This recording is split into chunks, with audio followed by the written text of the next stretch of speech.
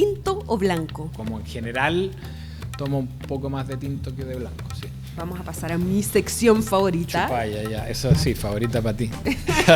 Tiene una rica acidez sin ser como agresiva. Me gusta esa cosa seca que tiene en final, es jugosito. Mira, te voy a dar una pista del origen. Ya. Pirque. No te puedo creer. Es un vino costoso. Ah, costoso, chupalla, ya. Y que si viene Francisco Betti no le puedo dar... No le puedo dar menos. Tú eres uno de los enólogos con más trayectoria, con más reconocimientos. ¿Cómo se logra eso? Como todo, una mezcla entre esfuerzo y suerte, pero el vino es parte de la vida de las personas, del quehacer y como experiencia, obviamente, de vida, para mí. ¿Cómo ves tú el vino del futuro? Uf. Sin considerar los vinos que tú has hecho, ¿cuáles son tus 3 vinos chilenos favoritos? Oye, no debería venir preparado para esto. Salud. Con vino chileno. Eso. Bienvenidos todos a un nuevo capítulo de Tinto en Blanco, el podcast de Bocanaris, un espacio de conversación donde tenemos la suerte de conocer a los grandes protagonistas del vino chileno.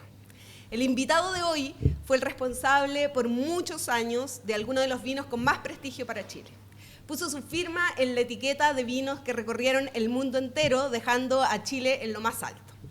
Sin embargo, después de haber logrado todo eso, quiso salir de su zona de confort y emprender en el mundo del vino con su proyecto personal Vinos Betting. Está con nosotros el enólogo Francisco Betting.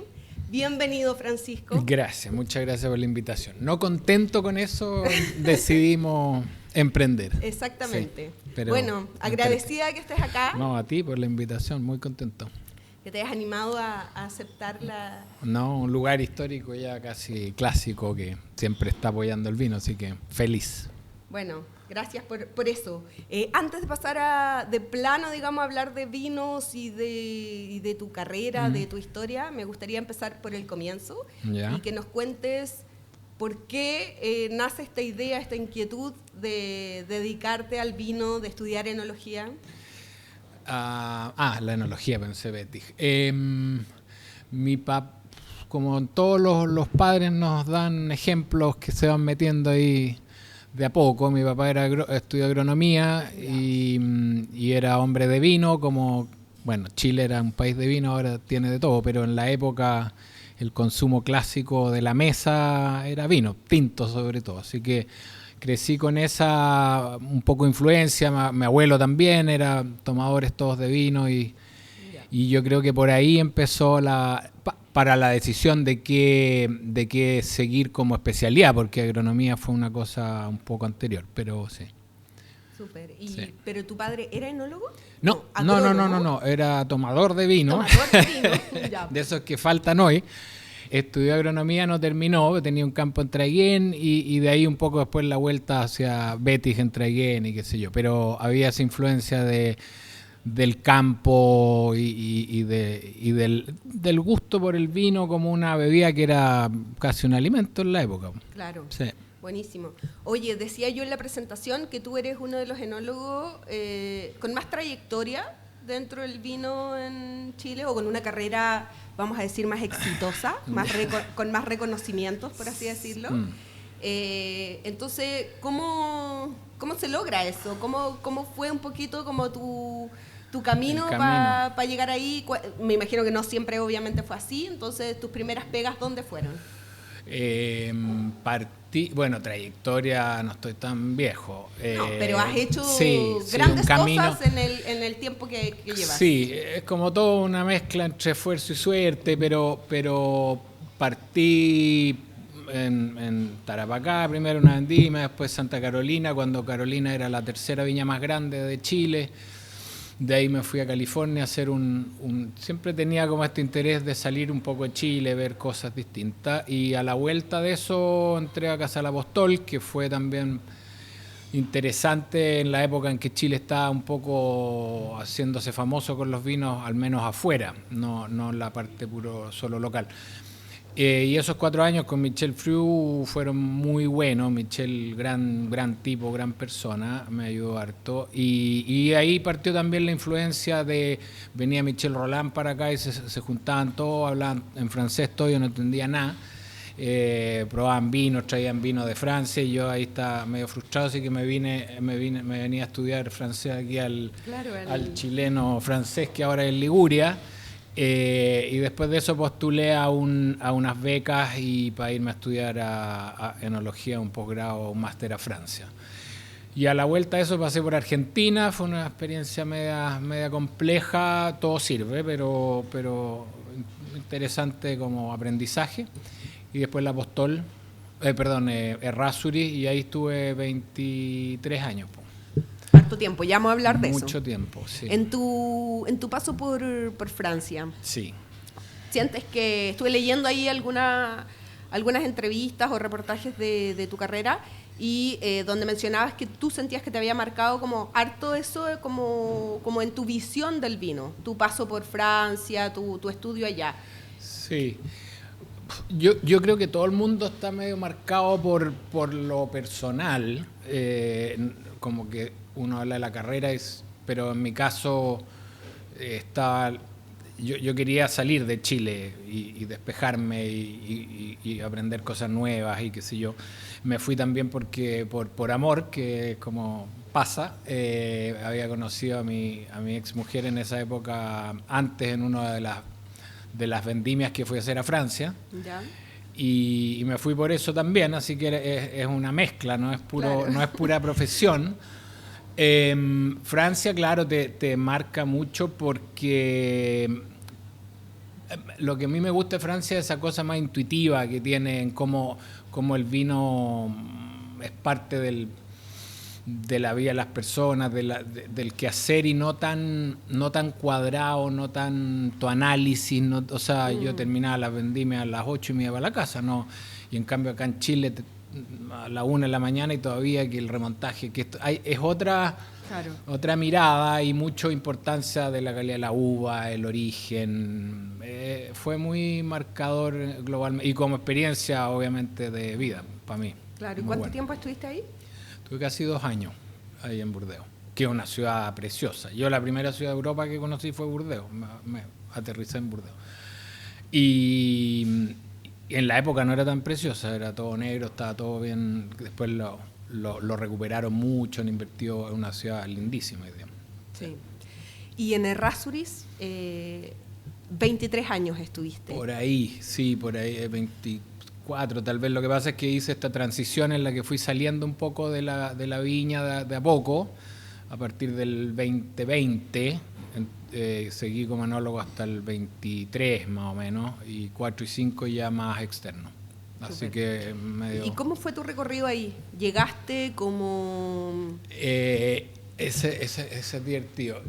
Argentina no lo pasé muy bien, da lo mismo las razones ahora, pero entonces empecé a postular a pegas acá y entré a Caliterra, la verdad.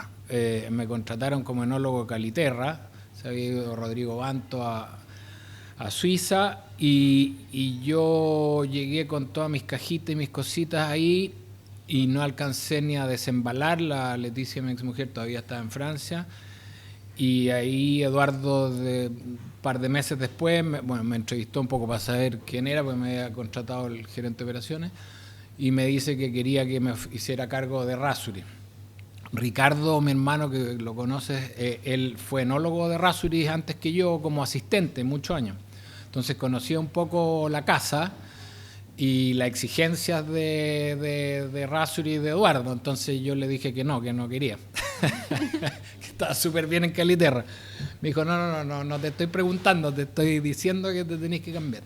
Y ahí renegocié un poco y ahí partimos en Errázuriz, que para mí, yo tenía 30 y poco y para mí quería juntar experiencia y Caliterra era más que suficiente, digamos, un buque grande antes de tirarme a una viña como Errázuriz que tenía nombres, íconos, etcétera. Claro. Entonces, porque es un mismo holding, para quienes no saben, es el mismo dueño en el fondo. Sí, son distintas viñas que pertenecen al... Entonces fue un piscinazo importante y muy demandante, porque yo creo que Chile ha tenido el mundo del vino esta cosa de que como habían pocos enólogos de experiencia, próceres, cuando partió el boom, si haces la lista eran re pocos en la época, entonces nos vimos los jóvenes de 30 a cargo de bodegas. Enorme, claro. Y la experiencia no estaba. Había que, claro, yo compensaba con mucho tiempo y mucho trabajo, dedicación, horas que, bueno, era ahora súper una viña que tiene muchas cosas interesantes para trabajar ahí, digamos. El dueño siempre ha estado enfocado en hacer vinos de buen valor, de imagen, de calidad, entonces, y estaban los recursos, entonces fue una experiencia muy buena, demandante, sí, pero bueno. Sí. Bueno, llegaste a ser director técnico de Rasury, Chadwick, Sí, Seña. del grupo, claro. Del grupo, Sí. Caliterra Arboleda también. Sí. Es un buque realmente enorme. Sí, sí. Y con vinos, o sea, no solo gran volumen y varias marcas, sino que también vinos de alto prestigio, como decía Claro. yo al inicio, ¿no? Sí, Vinos que recorrieron el mundo entero, Sí. llevando la bandera de Chile en lo alto. Con grandes reconocimientos. ¿Cómo fue para ti estar a cargo de Seña, de Chadwick? ¿Un orgullo, una presión, ambas cosas? Todo eso junto. Lo que pasa es que fue el Rasury representa un poquito el camino, Rasury es del 1870, pero la época moderna de cuando Chile empezó a exportar y empezamos a tratar de subir calidad, etcétera, en los vinos y estilos. Parte también igual Errázuriz, en el sentido que primero partimos vendiendo los vinos más de estate, los que eran de reserva de entrada, después le empezamos a poner foco a los Max Reserva, que es la línea como superior, y de a poco Eduardo dijo, no, ahora yo quiero hacer algo más de imagen para Chile. Siempre estamos ahí en lo bueno, bonito, barato, y empezó a poner, ya existía Seña y Chadwick, Seña del 96, Chadwick es del 99, tampoco es que tengan tantos años. Entonces, Don Maximiano el más antiguo, pero que es un vino que tenía una vocación distinta, porque era un vino que existía hace mucho, que era para el consumo local, que después con la exportación también hizo su rol, pero Seña y Chadwick fueron más con este objetivo de pararse con los grandes vinos del mundo. Entonces se hizo todo ese mismo camino y los volúmenes fueron aumentando y la cantidad de los manejos, las plantaciones, se desarrolla con Caguacosta, con las pizarras, que también marcó un poco un hito en los chardonnays de más valor y guarda, que también no había mucho de eso. Así que fue un camino bien completo y ahí después te van pasando cosas, la viña, porque yo creo que tiene mucha lógica.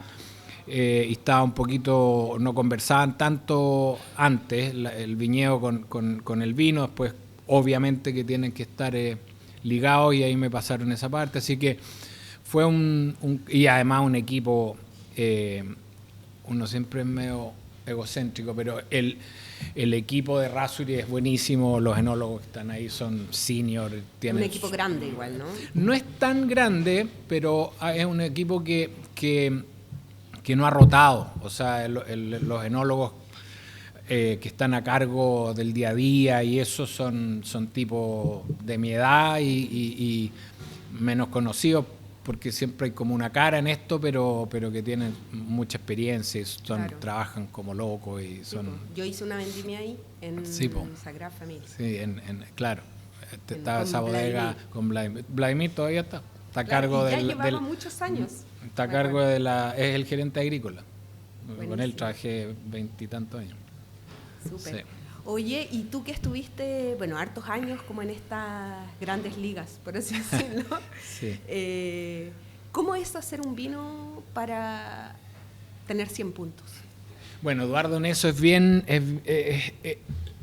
Es competitivo, Eduardo, y estaba siempre frustrado con esto de que no estábamos en las mismas ligas. En la época cuando salió Seña, que era un vino carísimo para el momento, y creo que fue uno de los primeros vinos en sacar 90 puntos, tú hacías una fiesta con eso. Hoy día sacáis 90 en Seña Mechado. Pero él tenía ese objetivo también, no es solo de una cosa de negocio, sino que como de imagen Chile. Y fue un trabajo largo, pero con los recursos, obviamente. Un viñedo de calidad en Maipo, irle Yo te diría que una cosa muy clave que Marcelo Retamal siempre también la cuenta por su lado es que yo no lo negocié como en el contrato, como él sí lo tenía, pero yo todos los años, o prácticamente todos los años, hacíamos una gira técnica. Íbamos con los enólogos y viticultores, éramos 8, 7, 9 personas que la viña se cuadraba. Íbamos 2, 3 semanas y yo armaba un itinerario extraordinario. Entonces fuimos a Borgoña, fuimos al Ródano, fuimos a España, Galicia, aquí y allá.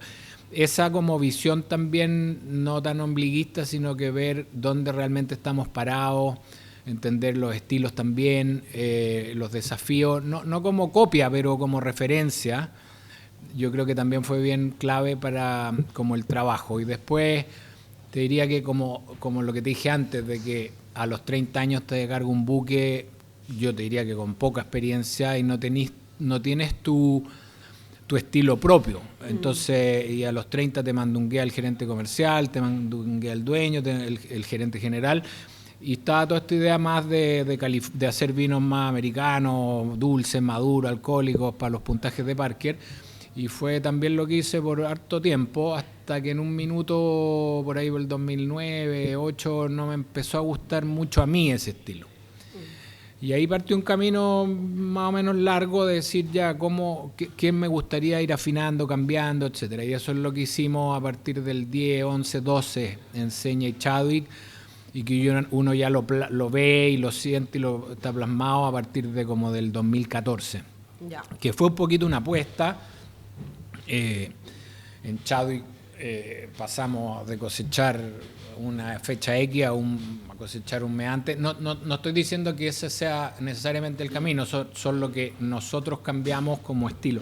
Entonces se sumaron hartas cosas y con un trabajo también comercial potente, había un equipo bien bueno en Errázuriz, Eduardo muy metido, involucrado, viajando mucho. Entonces es un camino que tiene hartas aristas, pata, pero nace también del convencimiento mío de que había que hacer un fine tuning, cambiar algunas cositas y con estas referencias que tenía de las giras técnicas, los estudios en Burdeos, etcétera, que fue muy entretenido. Claro. Sí. Y en lo personal, para ti, digamos, ¿cuál es la diferencia entre trabajar para hacer un vino que llegue a los 100 puntos y hacer un vino que a ti, en lo personal, te emocione? Lo que pasa es que los vinos de más abajo en la pirámide, yo trataba de hacer no quiero que suene para nada snob, pero un vino un poquito más comercial y más fácil y a veces con esas notas un poquito más redondas, más dulces, etcétera. Y en los de arriba nos apuntamos como equipo a hacer el mejor vino que nosotros sentíamos que podía entregar esos terroirs. Claro. No apuntando, no es que dijimos ya ahora vamos a sacar todos los vinos con 13 grados, no, eso te lleva como naturalmente a vinos de otro, claro. Pero es un estilo, yo no digo que como de calidad. Por eso es la pregunta, porque eso me imagino que igual responde a un estilo. Sí. Que está como elegancia, en fin, no necesariamente es lo que a ti te gusta, puede que sí. Es que eso es lo que me pasó, que es lo que yo en un minuto me vi no tomando los propios vinos que hacía. Y tomando de nuevo, es una lata porque la idea de esto es acercar el vino a la gente y no al revés, pero yo tomaba más vino de afuera que de Chile en un minuto y dije, no puede ser. Entonces a ese nivel de vino, no toda la pirámide, traté de acercarlo un poco también al estilo que a mí me gustaba y que hoy día en Burdeos también hay de todo, hay vino con 15 alcohol y otros que han vuelto o que siempre se han mantenido más en la elegancia. Entonces fue una apuesta interesante que también llamó la atención en el minuto de algunos críticos y ese como cambio de estilo que algunos también lo estaban persiguiendo o que se alineaba más con un estilo más gastronómico, de más bebibles los vinos y de guarda, porque al final cuando a veces cosechabas antes tenía menos alcohol, más acidez y los vinos más color y envejecían mejor. Se fueron alineando las cosas, pero sí confieso que tiene que ver un poco con lo que a mí me gustaba tomar y que no encontraba en los vinos ya. En un momento, sí. Oye, ¿y cómo nace esta idea de hacer de ser emprendedor en el mundo del vino. En Bocanáris no tenemos una carta de vinos, tenemos una biblioteca del vino chileno.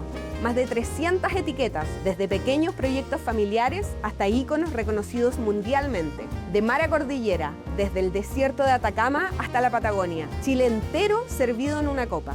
Algunos vinos producen millones de botellas, otros apenas unos cientos. Aquí conviven todos, porque creemos que el vino chileno se entiende mejor cuando se conoce en toda su diversidad. Bienvenidos a Bocanáris, la vitrina del vino chileno. ¿Y cómo nace esta idea de ser emprendedor en el mundo del vino? Bueno, todos hacemos tonteras. No, lo que pasa es que hay, de nuevo, las cosas para mí van siempre como de la mano con lo personal. Yo, que de nuevo, eso no es una tontera, pero yo no quería, entre comillas, morir de empleado. No tiene nada de malo ser empleado, digamos, pero yo decía, yo quiero algo que me represente y que sea mío y que cuando partimos con la idea, porque digo en plural porque esto partió del día 1 con mi socio Carlos de Carlos el 2010, yo tenía la idea de hacer algo propio partiendo de muy chiquitito, no quería endeudarme y sí me daba cuenta como de algunos errores o cosas que habían atentado un poco contra el desarrollo del nombre Chile en el mundo del vino. Y en la medida de lo posible, en escala pequeñita, yo quería hacer un intento de hacer algo chico, pero corrigiendo, si posible, estas cosas como tropiezos que veía yo. Y uno de esos tropiezos, sobre todo en los productores pequeños que yo veía, era que a veces los vinos eran extraordinarios, pero los dueños eran 4 enólogos, o 3 enólogos, o puro enólogo. Y yo decía, ahí hay una pata que falta, porque ¿quién va a vender esto? Que es una parte fundamental y muy difícil. Después habían cosas como esto que te mencionaba de la pirámide, que las viñas en general tienden a hacer de todo, desde vino de entrada hasta vino ícono, lo que yo creo que es un error grave porque ¿cómo vendes eso? ¿Con qué importador? ¿El de volumen de supermercado o el de valor de restaurante? Y lo otro era un poco los viñedos propios, que yo creíamos con Carlos que para un vino de imagen y de un precio atractivo tenías que tener algunas patas, y una de esas era tener viñedos propios que no dependieran un poco de la compra aquí y allá y que te interpretaran el lugar que fuera un poco tuyo y que claro, por algo te jugaste ahí. Sí. Entonces eso requería mucho tiempo, inversión y paciencia, y la última pata fue hagámoslo de a poco y sin apuro para ir madurando cada etapa y no cometer un poco errores, porque cuando eres chico cualquier claro, condoro te va de espalda. Entonces así partió un poco la... ¿Qué año? El 2010, después de unas actividades en Londres. Carlos, mi socio, vivía en Londres en esa época. Fuimos a tomarnos una cerveza post-pega y le dije que quería hacer una viña o empezar a... ¿Eran compañeros de pega ustedes? Sí, él era el gerente comercial de Rasury, vivía allá en Londres, y me dijo, ya, fantástico, que te vaya súper bien, te felicito. Le dije, no, quiero que lo hagamos juntos. Bueno, y al tiro me dijo que sí, y ahí partió la locura esta, que demoró 10 años antes de ver un vino en el mercado. ¿Y ustedes compraron esos campos en Traiguén? Claro, estuvimos 2 años buscando... A ver, claro, ¿por qué partimos con Chardonnay y Pinot en vez de como lo que yo era un poquito más conocido con los íconos bordoleses? A nosotros siempre, y a mí en particular, me encantaba Borgoña, y sentía también que eran variedades que tal vez en la época un poquito más alternativa, entre comillas, el Pinot que un Cabernet, pero que afuera son súper reputadas, conocidas.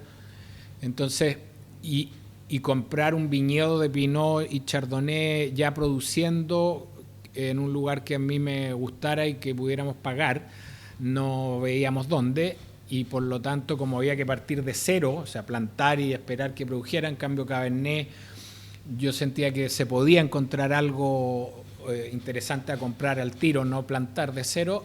Partimos por ahí. Entonces estuvimos 2 años buscando, 2013 plantamos, no quisimos lanzar inmediatamente los vinos, así que se fueron a guardar en la cosecha 16, que era nada, como de la ansiedad para ver qué daba esto, unos pámpanos. Y después 17 también se fueron a guardar, y después 18 recién se lanzó, el 18 y 19 el 2020, o sea, 10 años después de la idea, que un montón de tiempo, recursos, claro, dinero, pero creo que fue fundamental un poco para firmar todas las patas que nosotros creíamos eran importantes, incluso la comercial. Cuando nosotros lanzamos el 2020 ya teníamos 5 importadores, habían ido a ver el viñedo, y la venta ya estaba asegurada. Y eso para adelante siempre lo hemos tratado de hacer igual. ¿Y por qué Traiguén? Traiguén porque... bueno, porque estaba Sol de Sol, sí, por ahí, pero no mucho más. Claro, habían varias como patas. Una, mi familia llegó a Traiguén, mi bisabuelo, el 1880, tenía esta como cosa, como mi familia tenía campos grandes ahí que se vendieron, yo nunca los conocí, sé dónde están, pero no los disfruté, digamos. Uh-huh. Quería un poquito recuperar eso, sentía que el lugar también era, obviamente eso es lo más importante, el lugar tenía desde el punto de vista de clima súper importante, como menos radiación, harta disponibilidad, lluvia, agua, claro, se podía hacer secano, toda esta cosa más de la producción europea también. Sí, pero tiene una restricción igual en las variedades que podéis poner. Sí, pero como estábamos buscando para Pinot y Chardonnay, ya, y Sol de Sol como que nos hacía el check de, claro, resulta, de que la cosa funciona, vinos que a mí me gustan mucho también.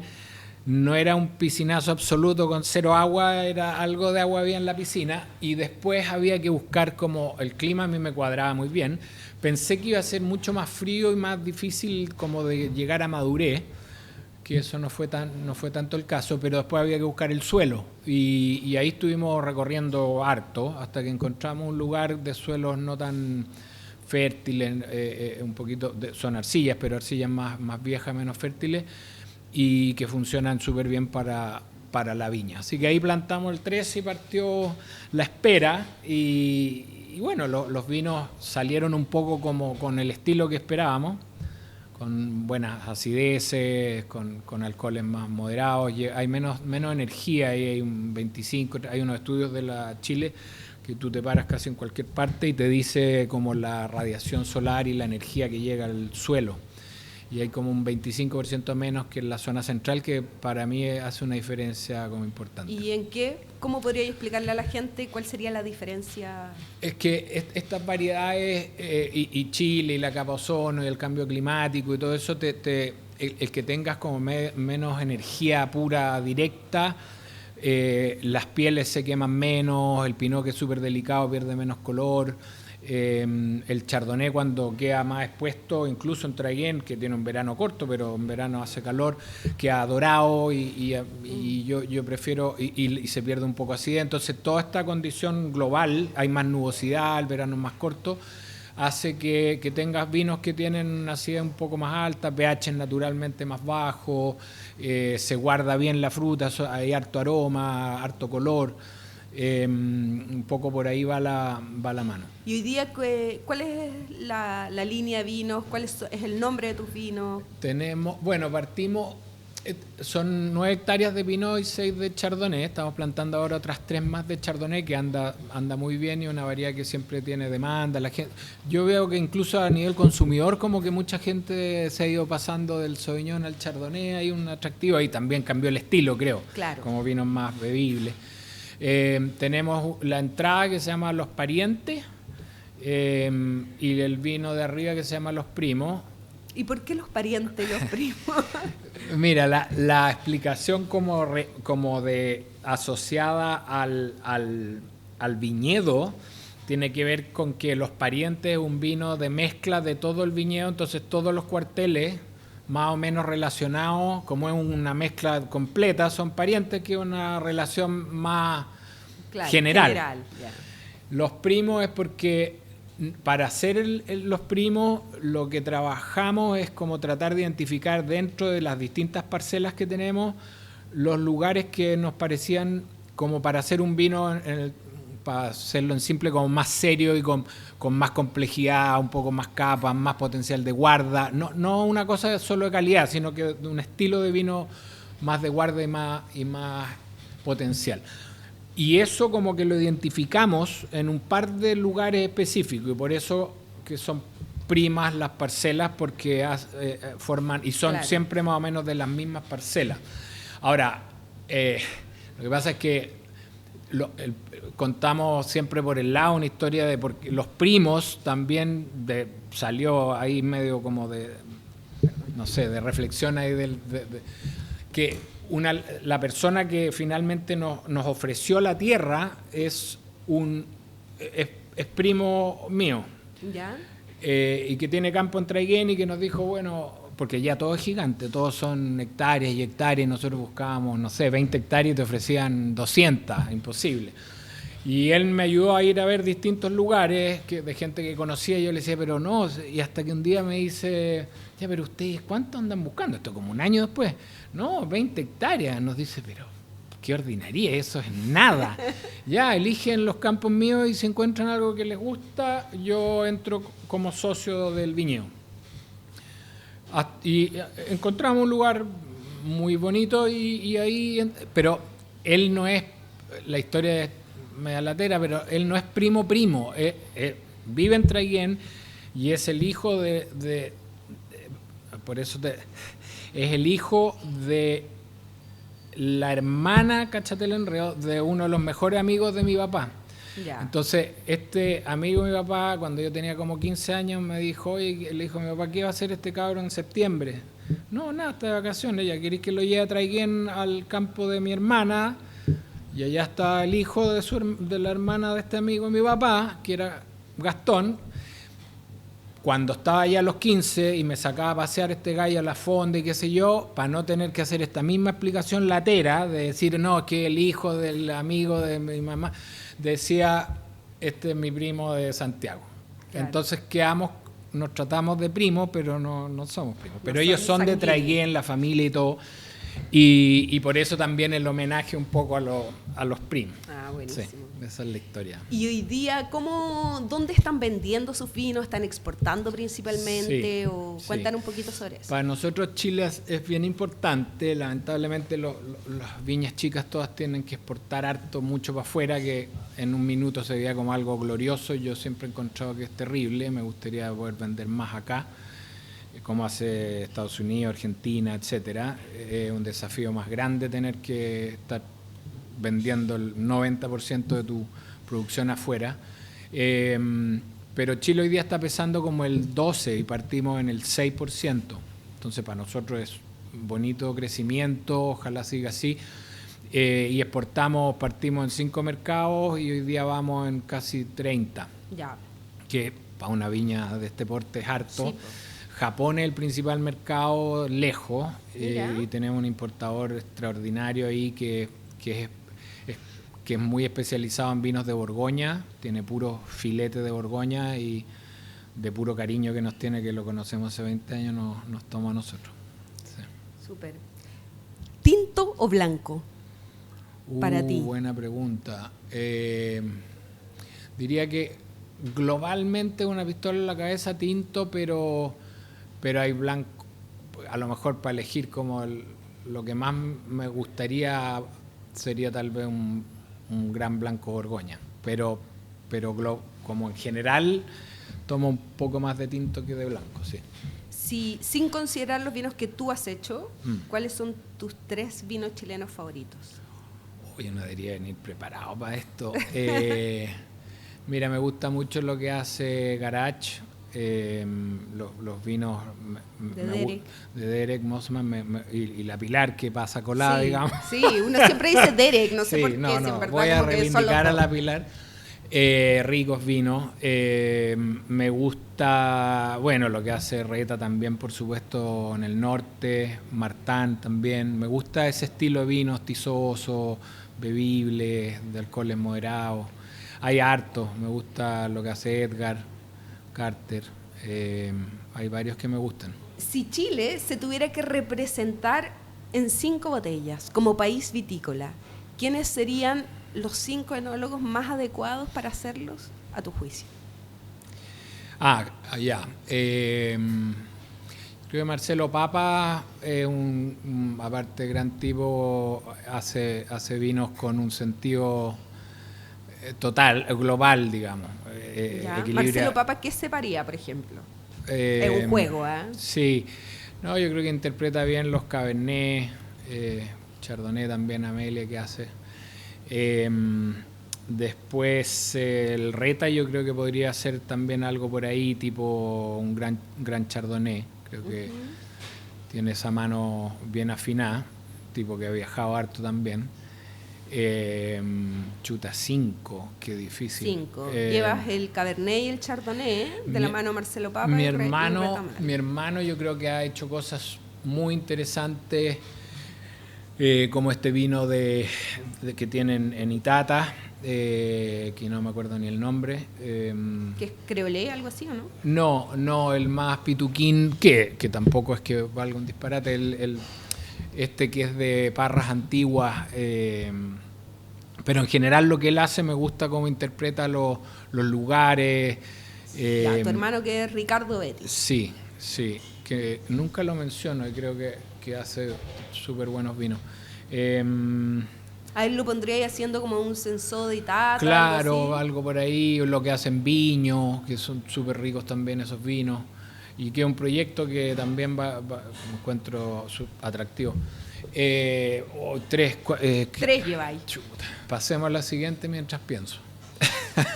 Si tuvieras que decir un error que te transformó en mejor enólogo. Uy, es que uno se manda tanto error. Algo que te hizo como aprender algo. Te diría más globalmente yo no sé si le sonará a la gente a Pedro Izquierdo, pero es un viticultor que trabajó mucho tiempo en Errázuriz, muy famoso, muy conocido. Y yo con mi arrogancia de máster en Burdeo llegaba ahí a Errázuriz y quería hacer estos vinos ultra redondos y maduros, y estaba completamente convencido que ese era el camino en la época, que está bien, pero porque si sin convencimiento como que cuesta a veces avanzar y jugársela, y me agarraba con él mal porque él quería cosechar más temprano y yo estaba convencido que estaba completamente equivocado. Ese como después él se fue después de la viña, nunca tuvimos muy buena relación tampoco, pero me quedó dando vuelta eso como de decir hay que sopesarlo, pensarlo un poco, está bien ser convencido y jugártela, pero después terminé haciendo vino distinto, y ese aprendizaje como que se dio ahí con la pelea del viticultor, que en esa época era muy típico porque no estaba todo en una mano. Después al final yo decidía, porque me reportaba a mí la agrícola, me sirvió bastante. Hay muchos condoros más, pero bueno, ese como que me salió. El más significativo. ¿Cuál definirías tú como tu mejor recuerdo en torno al vino? Todas las giras técnicas que hicimos, que fueron extraordinarias. Lo pasamos increíble, comimos increíble, tomamos increíble, y también la forma, yo lo que más rescato, porque uno habla como tan desde lo técnico y la parafernalia, que es cierto, pero tú vas a España y los tipos, no sé, armábamos una agenda para ir a ver 3 bodegas y era imposible. O sea, con suerte veíamos 2, porque los tipos te recibían, descorchaban botellas, el almuerzo, que la degustación partía a las 11, era a las 4 de la tarde y el compadre todavía te estaba ahí conversando y llamaba, no, ¿a dónde van? No, tranquilo, yo lo llamo, le aviso, oye, Luchito, no, que estamos aquí, van a llegar más tarde.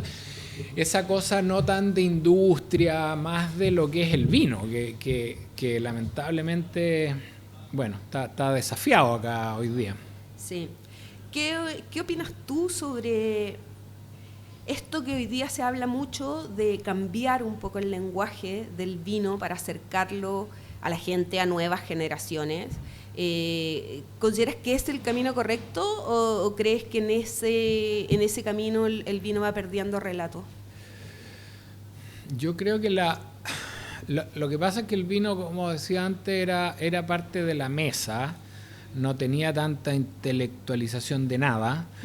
Y después con la producción más de tener que salir, de tener que ganar puntajes, de la presión de esto y de lo otro comercial, se fue poniendo... Hay un mundo súper snob del vino, obviamente, pero yo en general cuando descorcho botella, yo lo disfruto, es un disfrute, pero así absoluto.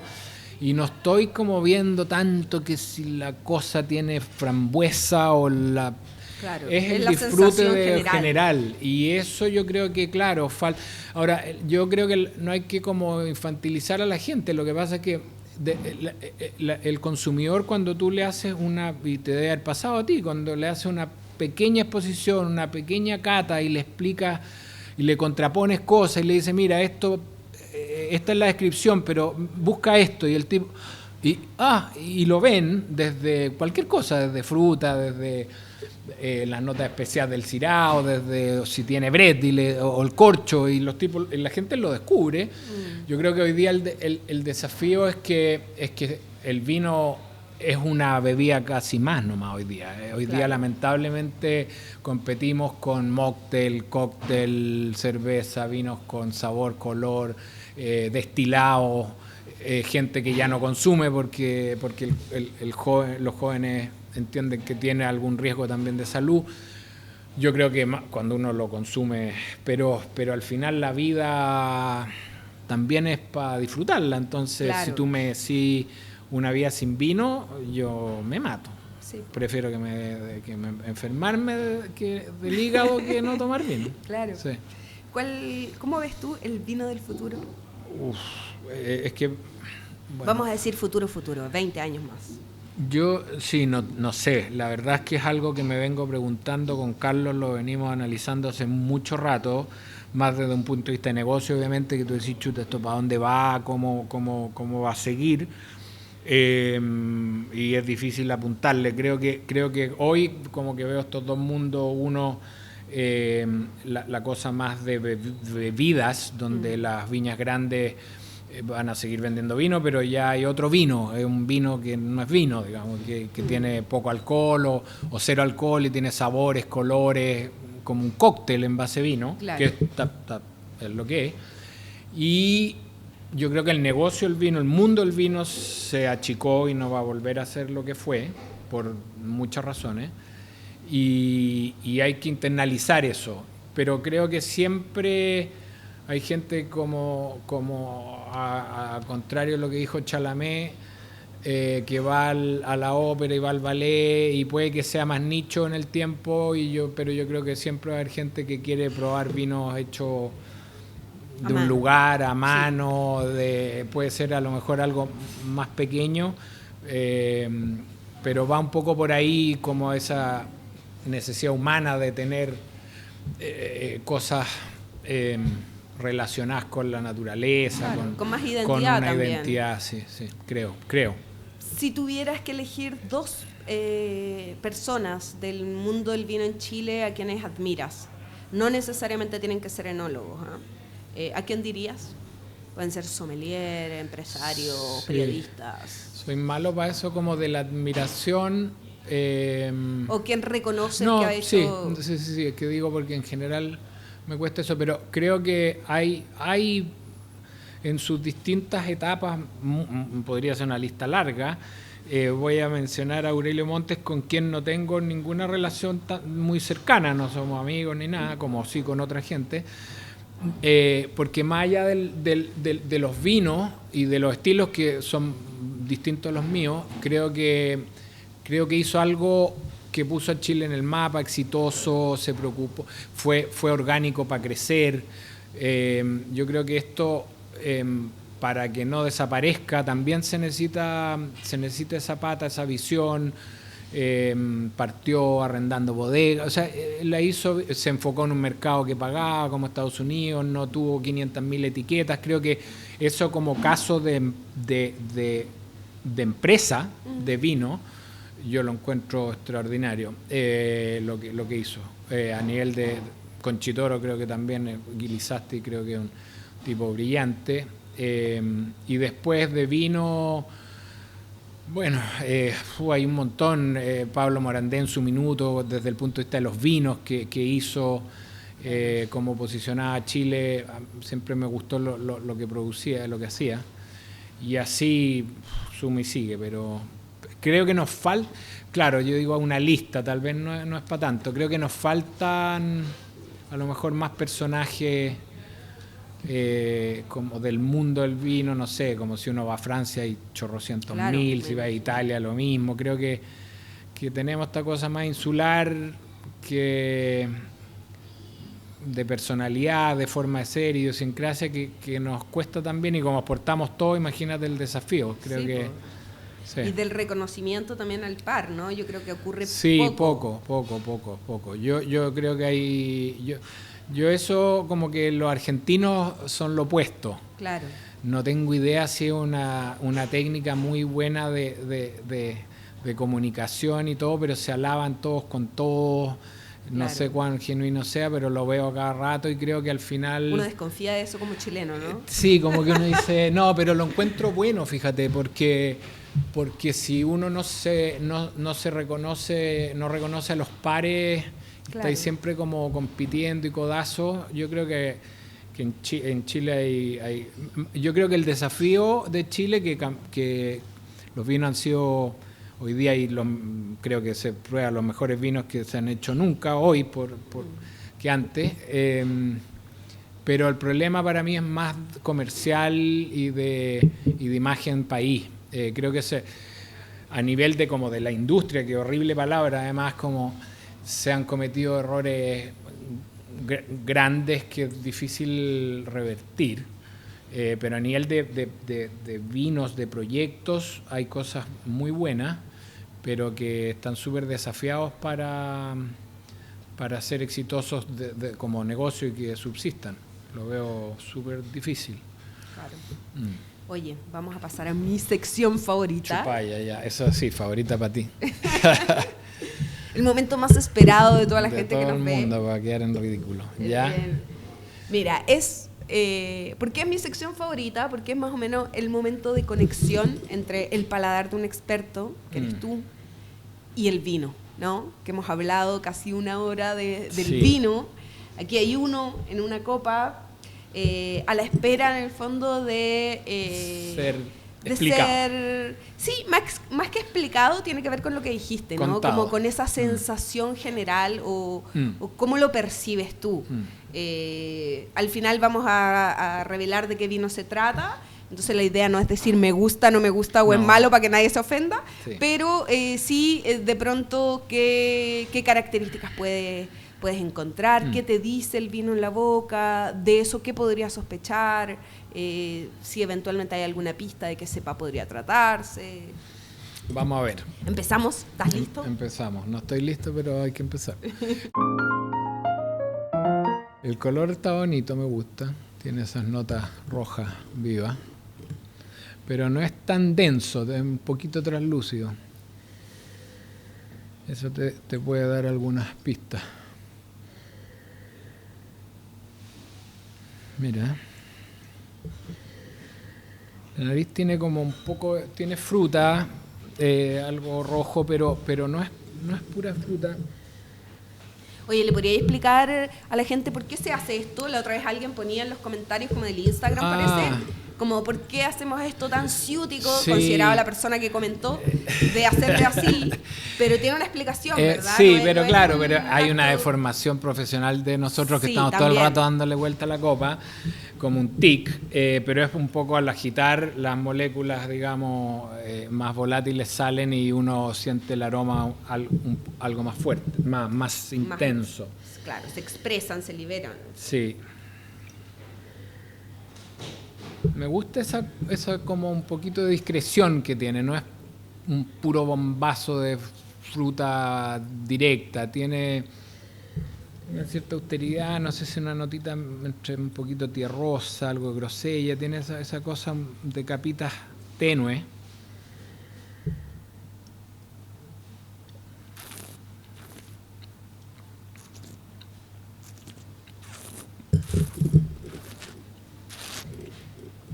Tiene una rica acidez sin ser como agresiva. Es un vino, me gusta esa cosa seca que tiene en final. Seca me refiero no que el tanino sea agresivo, sino que como que no termina tan dulce. Es jugosito. Me gusta esa como tiza que tiene, lo veo por el lado de... Sí, qué rico es, me gustó mucho también. Bien, No lo he probado hace mucho tiempo este bien vino. rico.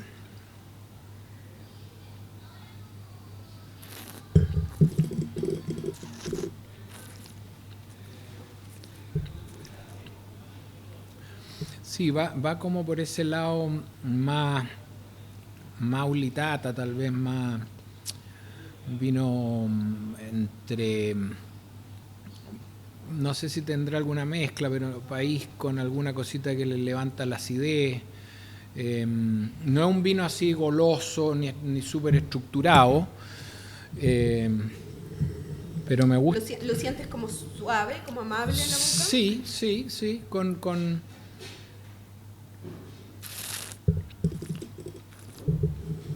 Mira, te voy a dar una pista del origen. ya. Pirque, No te puedo creer, mira. Maipo Es que, Alto. ya, ok. Sí, es que tiene, vea. Es que el tanino me sorprendió porque tiene esa muy cosita suave. muy suave. Sí, y no lo siento para nada verde. Como rico esa tiza que tiene seca. Sí. Es un vino No tiene verdores, tiene una cosa... costoso. Costoso, chupalla, ya. Costoso, vamos a decir. Uno de los más costosos probablemente de Chile. Y que si mierda. viene Francisco Betti no le puedo dar... No le puedo dar menos. No le puedo dar menos. Sí, hay una notita de madera un poquito que sale suave, que no la había percibido al principio, pero está bien integrada.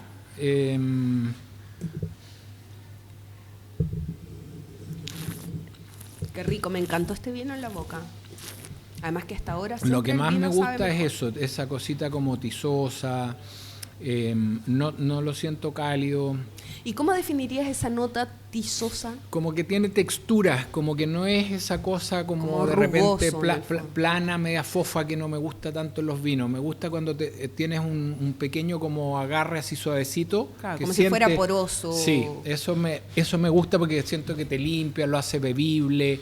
Claro. Eso es como lo que busco harto yo también en los vinos que hago yo, sí. Claro. Y es Sí. cierto que este vino al final tiene como... se siente más seco. Es como... Pero a mí me encanta Sí, eso. es rico.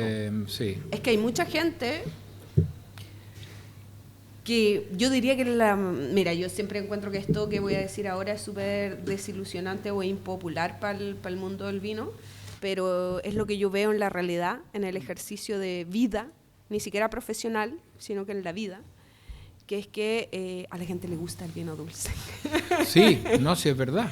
Sí, a mí me pasa que de repente me esfuerzo con invitados en mi casa o lo que sea, sacando increíbles vinos, y después llegan algunos otros que a lo mejor no son tan de mi gusto personal, pero ya digo, están todos borrachos, voy a sacar Claro, esta. ahora, claro. Y todos me dicen, no, este es mi favorito. Sí. Y digo, impresionante, Sí. vale el 10% de todo lo que acabamos de Hubiera tomar. partido con eso. Sí, ahora me ha pasado con los míos, con los Cabernet, fíjate que tienen harta acidez y un tanino un poquito más firme, que la gente que no conoce de vino, pero que le gusta tomar, y que toma mucho Cabernet, pero les gusta el estilo, fíjate, mientras no sea como demasiado duro o secante, les gusta esa cosa jugosa y fresca. Sí. A mí me ha sorprendido como dije, Claro. esto no les va a gustar nada y la botella no dura nada porque es más Sí, fácil de tomar también. Hay distintos estilos, ¿no? sí. Un paladar mucho más clásico probablemente, no sé, yo he tratado de darle un país, un sensor y encuentran que Claro, en un universo paralelo en el otro cual mundo. no quieren. Otro mundo. Yo creo que de repente la gente a poco, cuando prueba más de una vez, les va agarrando su Claro, gusto. el gustito. Sí. Oye, bueno, me fue pésimo con esto. Te voy a decir lo que es. Es un Cabernet Sauvignon de Pirque, De Pirque, Maipo sí, me Alto. imaginaba que era un Cabernet. Es Altazor, de Viña Hondurada. Ah, mira, rico vino. Rico vino. Este- Tiene un poquitito de Carmener de Colchagua Ya. y tiene un poquitito de Cariñán de Maule. Ahí, no, ahí me salvé algo. Sí. Porque lo que pasa es que lo que más me gustó es la boca, que tiene esa nota como un tanino que te agarra un poquito y te muerde, pero que a mí me encanta. El tanino es fino, debe ser por el Cabernet, pero tampoco tiene esa cosa media pesada o madura. Ahí te aportará algo el cariño. Sí. ¿Me dijiste que tenía? Cariñán de Claro, Maule. que te da esa acidez rica. Sí, es básicamente un Em, Cabernet, pero tiene un poquito de estas dos, Ya. de estas dos variedades. No, rico vino. 18 meses en barrica, además, 30% de ellas nuevas y 2 años en botella. Ya. Así que un vino también un poco suavizado por el paso del tiempo. Por la guarda, sí. No, claro, la madera se sentía un poquitito, pero no me refiero que aporta. Por eso eso que te dije de las capitas, como Claro. que no era una pura Sí, fruta así obvia. Sí. Me gusta que a veces Cabernet encuentro que de repente, depende de la zona, se va a esa nota media hoja seca, media balsámica además, como mucho tabaco, un poquito herbal, y acá no lo tengo tiene. nada de eso, por Sí. eso está Sí. bueno, súper es entretenido. a mí me gusta mucho también este Rico. vino y efectivamente es un Cabernet que se aleja un poquito de la potencia típica del Cabernet sí. y se muestra mucho más amable que yo creo que es una tendencia hoy día en esa variedad que está como ganando harto espacio, ¿no? Yo creo que va por ahí el estilo. Los de Betis nuestros van mucho por ese estilo, de una rica acidez, color, con un poquito de textura que te agarra un poquito el tanino, pero que con la acidez te lo hace bien fresco, súper jugoso, bebible. Me gustó harto el vino. Salud. Francisco, hemos llegado Ha sido un al gustazo. final de este capítulo. Gracias. Muchas gracias a ti Ha sido por un placer. animarte a estar aquí. Encantados nosotros, además, un orgullo poder presentar en un espacio como este tu historia, que nos cuentes un poquito sobre tu trayectoria, tu visión del vino chileno, sin duda que muy apreciado también por la gente que nos ve. Gracias. Agradecerle también a todas las personas que han hecho posible este espacio, aquellos que nos ven en nuestro canal de YouTube o nos escuchan a través de Spotify. Pongan likes, compartan, comenten, hagan preguntas también a Francisco para que podamos seguir la conversa, después a través cuando ya el capítulo salga al aire. Así que gracias nuevamente. Gracias a ti. Muchas gracias a ti por esto, por generar estos espacios, por apoyar el vino que necesita ese apoyo y por lo que Bocanaris, por todo tu trabajo que ha sido muy, muy bueno y muy bueno para el vino. Así que Agradecida un a tus gusto. palabras. Salud. El último saludo entonces con vino chileno. Eso. Gracias.